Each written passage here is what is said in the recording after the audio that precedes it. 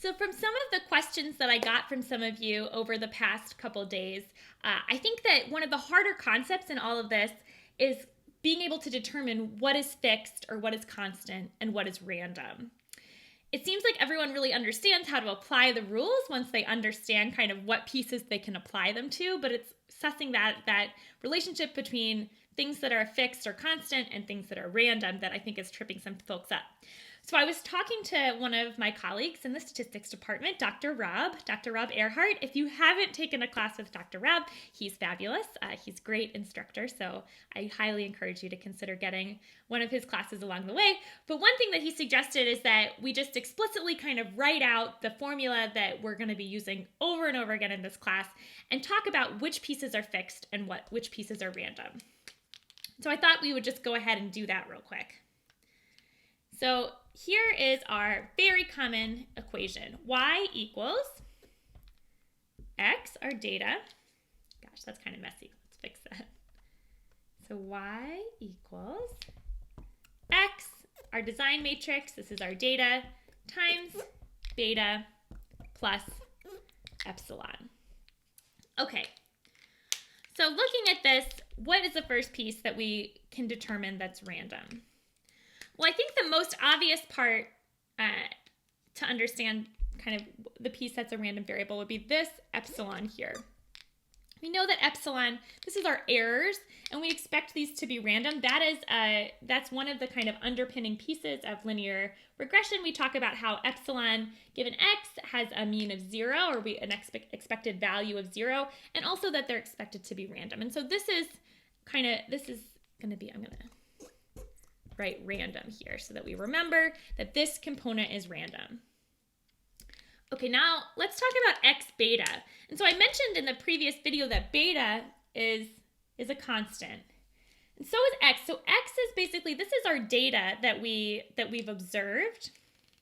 And so this is also going to be constant. So x times beta here, this is constant. Or sometimes I'll use the word fixed. Those are synonymous. And so this is our constant part of the equation. And so even though we are still trying to solve for beta, so we don't necessarily know what beta is, but it is constant. So this x beta is our constant part. The epsilon is our random part. And so there's one other piece of this that's important here. What do you think y is? Well, a fact about anything that is random or constant is that if you add something random to something constant, or if you multiply something random by something constant, then the result is going to be random. So basically, randomness pulls through. So if you have at least one random component, then anything that you add it to or multiply it by, the result then is going to also be random. And so by that rule, we know that y is also random. Okay, so now let's apply this same logic to beta hat. And so our beta hat, what is the equation for that? Well, we know that is x transpose x inverse x transpose y. And so let's look at all the different pieces of this equation here and determine what's constant and, if anything, what's random.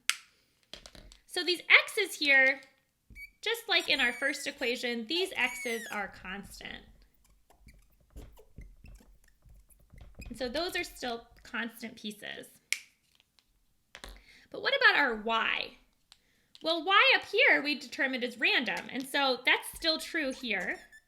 Y is going to be random. And so what does that mean for beta hat? Well, because we're multiplying something that's random by something that's constant, the product is going to end up being random as well. So beta hat is random. And so hopefully this kind of gives a little intuition as to why beta is constant, but beta hat is random. I think this can kind of help, especially when we're doing expectations, or in the next video, we're going to be talking about the variance of beta hat and kind of understanding which rules that we've learned apply to each of these different settings based on which pieces are constant and which pieces are random. So thanks, Dr. Rob.